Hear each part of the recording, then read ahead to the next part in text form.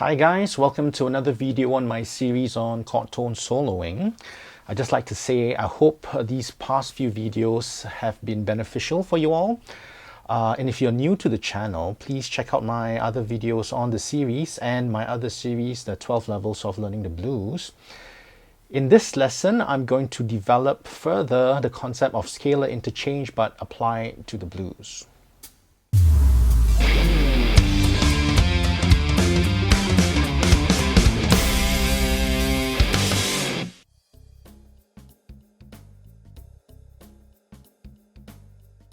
This video is kind of special because it is where three video series intersect, right? Specifically your 12 levels of blues, as well as my series on a better way to learn scales and the chord tone soloing series.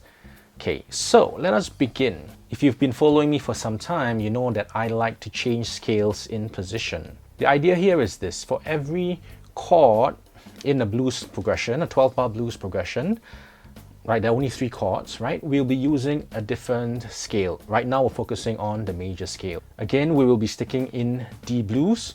All right, some of you might be asking, how come I'm just sticking on one particular area of the neck? I guess the best way to answer this is there are 5 areas in the neck if you follow your cage system or your other scalar system, right? I'm just focusing on one on every different lesson so that I can demonstrate all that can be done just in one position. The other 5 positions are for you to explore on yourself, or if you're interested in learning a little bit deeper on this, you can sign up to my Patreon page. But I'm just demonstrating at one position so that we can apply what we learned last week and the week after and this week into next week's lesson, right? We can integrate all of that learning at just one position. Okay? It doesn't mean that you only need to play at one position. You can actually expand, but when you expand to another box position, your sequences change.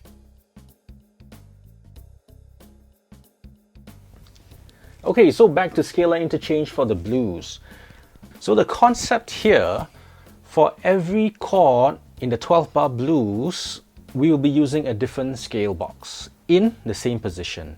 Right now, we will be focusing on the 5th fret position. Okay, so over the D7 chord, we will be using this scale box. Okay, some of you might recognize this as the Dorian scale box, specifically A Dorian. Okay, but when we go to the G7, we will be using this scale box at the 5th position. Right, this is the minor scale box, specifically A minor or A Aeolian. Now, when we go to A7, we will be using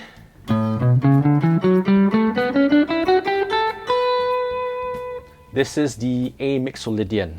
So we are changing in between these 3 scale boxes over the corresponding chords. So the important part here is to know when to change, right? If you've been playing the blues for a while, you know when you're over the 4 chords, so change accordingly to your minor scale. When you go back to the 1, just focus on the Dorian scale. When you go to the 5, go to the mixolydian scale. So here we go.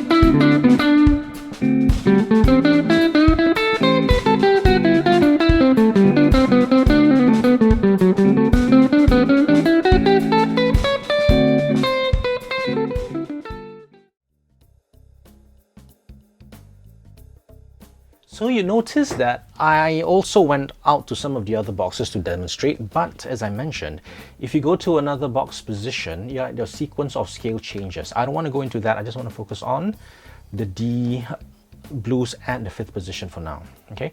But if anything, that's a demonstration that you can go out of the box if you wanted to. Now let us analyze what actually we were doing. Okay, over the D7, if we were playing the A Dorian, essentially we're playing the G major scale. Okay, the G major scale, D7 is the 5 chord. So essentially we're treating that as your D mixolydian. Or yeah, A Dorian is also D mixolydian. Okay, when it comes to G7, we were using A minor scale or A Aeolian. Essentially, we're treating G7 as the 5 chord in the key of C major. So otherwise, we're going to the key of C major or G mixolydian. It's the same thing. Okay. I hope you understand your modes. Okay, if not, I'll give another summary. Okay, we go to A7. We were using A mixolydian, essentially treating the A chord as your 5 chord of the key of D major. So in summary, by changing the scale this way, we are treating D7 as your D mixolydian, G7 as your G mixolydian, and A7 as your A mixolydian, essentially mixolydian blues. Okay. Another way to look at it is in the key of over the D7 chord, I'm in the key of G major because D7 is the 5 of G major. Over the G7, I'm in the key of C major because G7 is the 5 of C major. And over the A7, I am in the key of D major because A7 is the 5 chord of D major.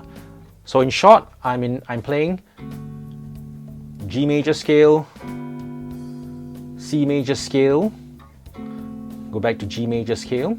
Okay, over the 5 chord, I'm in the D major scale, 4 chord, I'm in the C major scale, and in the 1 chord, I go back to the G major scale. And I'm doing all of this in the same position. That's why we call this scalar interchange.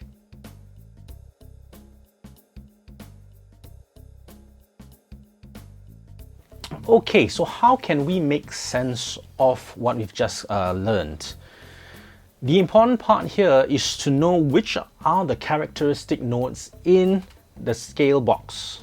Over the D7 chord, where we use the Dorian shape, this and this are the characteristic notes, right? Because, right? Yeah, so these are the thirds. Okay, when it goes to the G7, that note goes back by 1 fret. Okay, so D7 it's an F sharp. In G, it's an F. And over the G7, this is the 7th, the flat 7th of the chord.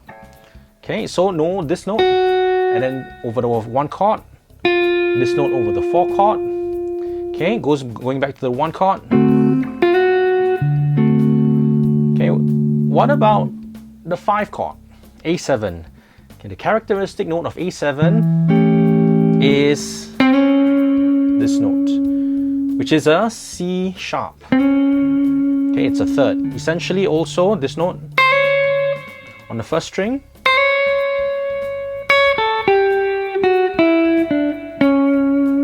Okay, when I say characteristic note, that's the note that stands out the most over the chord. It doesn't mean that there are other notes in the scale box that that fail, that don't work. No, they do work. But these are the ones that really stand out. So if you really want to focus on the characteristic notes, just like your note targeting, your first level of chord tone soloing, then know it's these notes. For the 5, for the 1, and for the 4 chords. Okay? So when we are looking at the characteristic notes, always look at them with regards to the original scale box from which they came. Okay, knowing where these notes are in the scale boxes as they change basically helps you greatly with your learning. And these are the scale box change sequence for this position. If you're going up to the next scale box, then you have to figure out what the change sequence are there.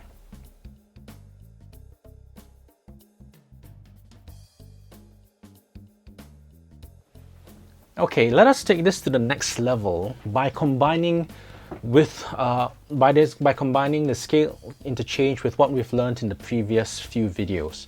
Right, in the previous few videos, we actually learned things like your note targeting, your guide tone targeting, and your shape targeting. Shape targeting is mostly for triads, but we can also probably use it here. Okay, so let's integrate them. Let's say you have, okay, you've got your guide tone targeting. Okay, that's your 1, 4, and your 1. If you go to your 5, would be. Okay, so we'll try to incorporate that. The interesting thing here is that learning scalar interchange sort of like acts as the glue under which you can actually connect your guide tones. Okay, so we'll do that.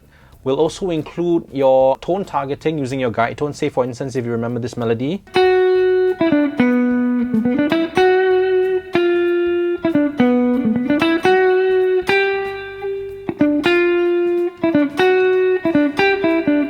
Try to include that. We also use this one as well.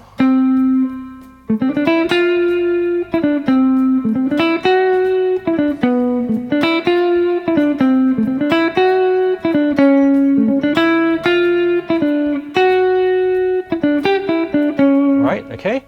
Then again, we'll try to connect between them and expand on them, adapt them using our scalar interchange. Okay, maybe that should be enough.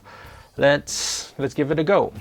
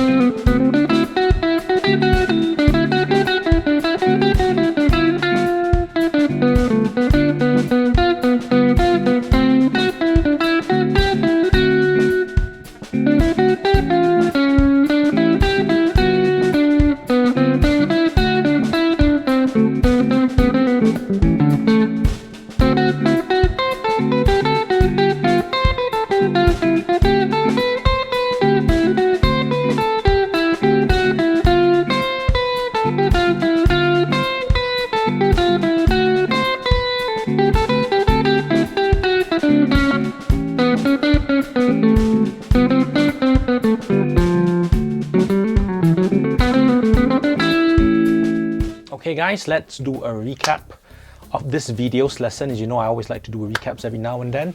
So what did we cover in this week's lesson? The main concept of scalar interchange is to change the scale box over the corresponding chords as they change. Over the D7 chord, we were in the key of G. Over the G7 chord, we were in the key of C major. Over the A7 chord, we were in the key of D major. And we were changing keys simply by changing the scale box. And we were doing it all in the same position. Once we understand the sequence of the changes for blues, the next thing we did was to find out the characteristic notes of each of the scale box at that position. After that, we tried to incorporate all the stuff that we've learned in the past few videos on note targeting, guide tone targeting. I guess that's it for this week's lesson. If you like this video, please hit the like button and subscribe. It will help me very much. Well, thanks again, guys. I hope you enjoyed the video, and I'll see you in the next one. Good night.